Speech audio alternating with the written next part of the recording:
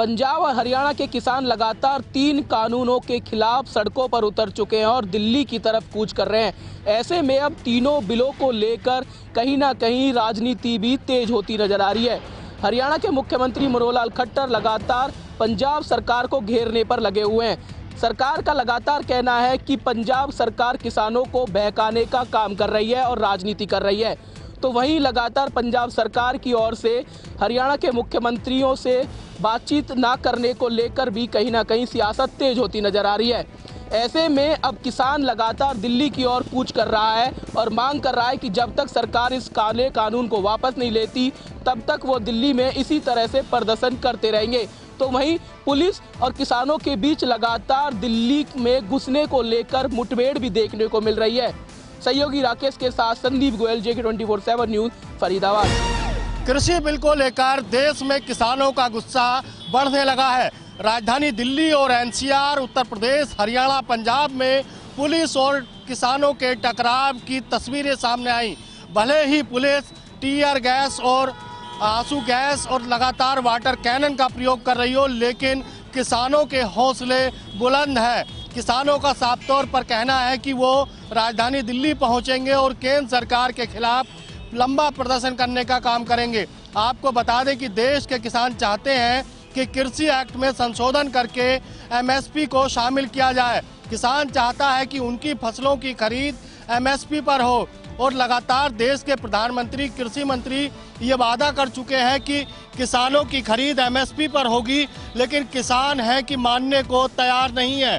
अब देखना यह है कि पंजाब से सुलगी ये चिंगारी उत्तर प्रदेश में कितने बड़े स्तर पर प्रदर्शन को तब्दील होती है। वीडियो जर्नलिस्ट राम के साथ मैं संजीव कपासिया, JK 24/7 न्यूज, लखनऊ।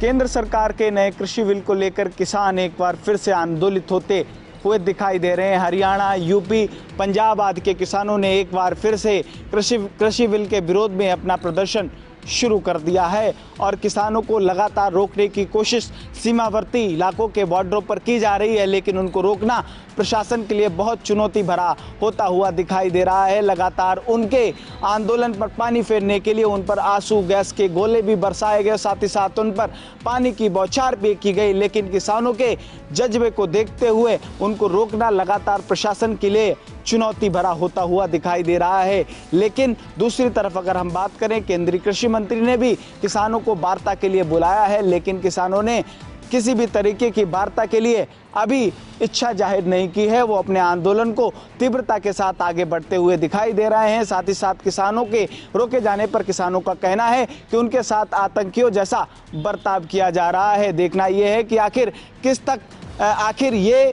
कृषि बिल को लेकर राजनीति कब तक चलती रहेगी। वीडियो जर्नलिस्ट प्रमोद गुप्ता के साथ केशव मिश्रा, JK 24/7 न्यूज, दिल्ली।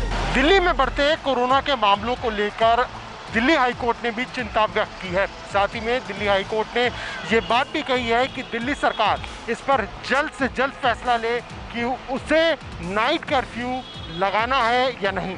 दरअसल जिस तरह से कोरोना के मामले बढ़ रहे हैं, ऐसे में कई राज्यों ने इस बाबत फैसला लिया है और कई राज्यों ने अपने प्रदेशों में जो वहाँ की सरकार है उन्होंने नाइट कर्फ्यू को लागू किया है। यही वजह है कि दिल्ली हाईकोर्ट की तरफ से भी अब दिल्ली सरकार को ये बात कही गई है कि नाइट कर्फ्यू को लेकर वो जल्द से जल्द फैसला ले, क्योंकि अगर इसी तरीके से मामले बढ़ते रहे तो जो मौजूदा स्थिति है वो हाथ से निकल सकती है। दिल्ली हाईकोर्ट ने जो मृत्यु दर बढ़ रही है उस पर भी अपनी चिंता व्यक्त की है। आपको बता दें कि राजधानी दिल्ली में कोरोना का आंकड़ा लगातार बढ़ रहा है और संख्या अब 5 लाख से भी अधिक हो चुकी है। कैमरा पर्सन सचिन के साथ प्रणय शर्मा। देर रात गुजरात की राजकोट में उदय शिवानंद नाम की कोविड डेजिग्नेटेड अस्पताल में एक भीषण हादसा हुआ। वहां पे एक अचानक से भयानक आग लग गई, जिसकी वजह से वहां पे 6 पेशेंट जल के खाक हो गए, यानी कि झुलसने की वजह से उनकी मौत हो चुकी है। यहाँ पे 11 से ज़्यादा पेशेंट यहाँ के ICU वार्ड में थे, उनमें से 5 पेशेंट की झुलसने से मौत हो गई है और अन्य 1 पेशेंट की भी झुलसने से मौत हो गई और 33 मरीज कहा जा रहा है कि इस अस्पताल में भर्ती है। और उसके बाद में यहाँ पे दमकलों की बहुत सारी गाड़ियाँ मंगवाई गई और आग पे काबू पाया गया है और जो भी यहाँ पे मरीज भर्ती थे और आग में झुलसे हैं उनको दूसरे अस्पताल में शिफ्ट भी किया गया है। हालांकि यहाँ पे आज आगजनी इतनी ज़्यादा हो गई थी, आग पे काबू भी पाया गया, लेकिन कहीं ना कहीं लोगों को दूसरी जगह अस्पताल पे रखा गया है और सरकार ने भी जो भी लोग मर गए हैं उनके परिजनों को 4-4 लाख देने की भी बात कही है। साथ ही साथ में ऐसा हादसा बार बार क्यों हो रहा है, क्योंकि पहले भी अहमदाबाद में ऐसे आग लग चुकी थी और इस बार में तफ्तीश के लिए AK राकेश जो कि यहाँ की ACS है, उनको ये तफ्तीश सौंपी गई है। उनके पास से जल्द रिपोर्ट मांगा है। मैं कैमरामैन वसीम मलिक के साथ में इकबाल सिंह राणा, सेकंड 24 से। पूर्व मंत्री और सांसद आजम खान की मुसीबतें और बढ़ गई हैं। SIT की जांच में पूर्व मंत्री आजम खान दोषी पाए गए हैं। दरअसल 2018 में जल निगम की भर्ती के समय आजम खान पर फर्जीवाड़े के आरोप लगे थे, जिसके बाद अब SIT ने अपनी जांच में आजम खान को दोषी पाया है। आपको बता दें कि जल निगम में तकरीबन 1700 पदों पर इंजीनियर की भर्ती होनी थी, करीब 300 पदों पर क्लर्क की भर्ती होनी थी और असिस्टेंट जूनियर इंजीनियरों के पदों पर भी भर्ती होनी थी। जिसके बाद उस भर्ती के समय अनियमितता दिखाई गई, साथ ही कई फर्जी लोगों को भी उसमें जगह दी गई, जिसके बाद आजम खान पर खतरे की सुई लटक रही थी। आपको बता दें 2018 में आजम खान के खिलाफ मुकदमा दर्ज किया गया था, जिसके बाद SIT की जांच बैठ गई थी और अब पूर्व मंत्री आजम खान की मुश्किलें बढ़ती जा रही हैं, क्योंकि SIT ने जांच में उन्हें दोषी पाया है। कैमरा पर्सन राम के साथ गौरव पांडे, JK 24/7 न्यूज़, लखनऊ। हैदराबाद नगर निगम के चुनाव को जीतने के लिए बीजेपी ने अपनी पूरी ताकत झोंक दी है। प्रधानमंत्री नरेंद्र मोदी को छोड़कर बीजेपी के सभी शीर्ष नेता नगर निगम के चुनाव में प्रचार करने के लिए जा रहे हैं। इसी क्रम में आज बीजेपी अध्यक्ष JP नड्डा भी प्रचार कर रहे हैं और वो लगातार हैदराबाद में लोगों से मिलने की बात भी कही जा रही है। दरअसल हैदराबाद AIMIM का गढ़ है और ओवैसी को चुनौती बीजेपी सीधे तौर पर देना चाह रही है, जिसके चलते बीजेपी अध्यक्ष JP नड्डा, गृह मंत्री अमित शाह, उत्तर प्रदेश के मुख्यमंत्री योगी आदित्यनाथ वहां जा रहे हैं प्रचार करने के लिए।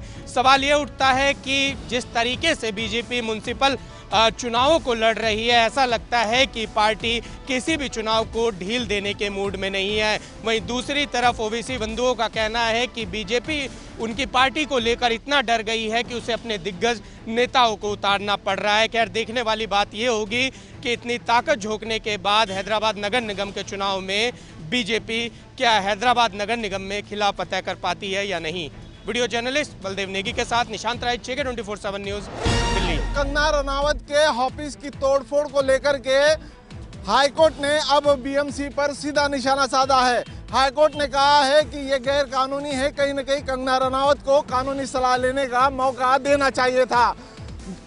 हाईकोर्ट ने BMC से ये भी कहा है कि जिस तरीके से कंगना रनावत के ऑफिस को ढाया गया है, उसका हर्जाना BMC को देना होगा, जिसके चलते कंगना रनावत के लिए एक राहत भरी खबर सामने आई है। जर्नलिस्ट चंद्रशेखर के साथ महगिन देशमुख, JK 24/7 न्यूज़, मुंबई। जम्मू कश्मीर केंद्र शासित प्रदेश के अंदर कल से पहले चरण के चुनाव यहां पर शुरू हो जाएंगे। DDC चुनावों को मद्देनजर रखते हुए पूरा काम जो है हर एक पार्टियां करती हुई नजर आ रही हैं।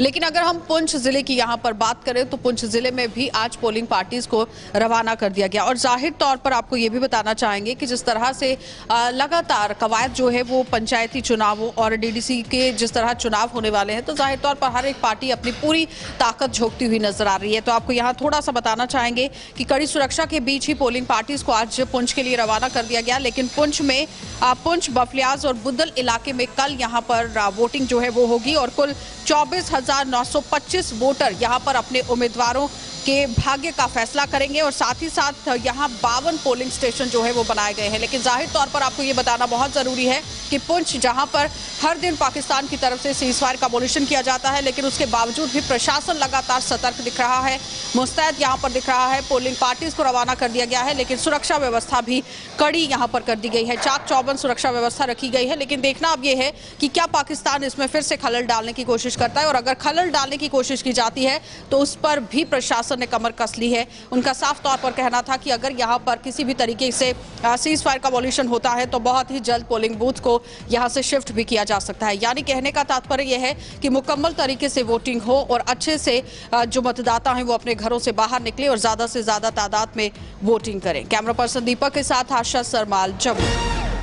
हर साल की तरह इस बारी भी हजरत पीरानी पीर गौसुल आजम दस्तगीर रहमतुल्लाह अलैह का उर्स मुबारक बड़े अकीदे और जोश जज्बे के साथ मनाया जा रहा है। मगर इस साल कोविड के कहर और कोविड-19 का जो पैंडेमिक में उस सिचुएशन को लेकर डिस्ट्रिक्ट एडमिनिस्ट्रेशन ने एसओपी गाइडलाइंस को लेकर बात की गई और खासतौर पर शहर श्रीनगर खानियार के इलाके में आज सुबह से ही लोगों का तांता जो है आउटसाइड श्राइन दिखाई देने लगा है और खासतौर पर जितना भी अकीदा है और खासतौर पर जितने भी जज्बात जुड़े हैं इस श्राइन के साथ, क्योंकि काफी लोगों का ये मानना है कि मुरादें पूरी होती है और डिस्ट्रिक्ट एडमिनिस्ट्रेशन ने ये जरूर फैसले लिया था कि इस बारी रात भर वहां पर शबखानी नहीं होगी बल्कि बड़े ही अकीदे और धूमधाम से इस दिन को मनाया जाएगा। और हमने ये भी देखा कि लोग जो है अकीदे के साथ हर साल की तरह यहाँ पर आए और हाजिरी दी और उनका ये भी मानना है कि जब भी आते हैं यहाँ तो मुरादें दिल में लेकर पूरी हो जाती है।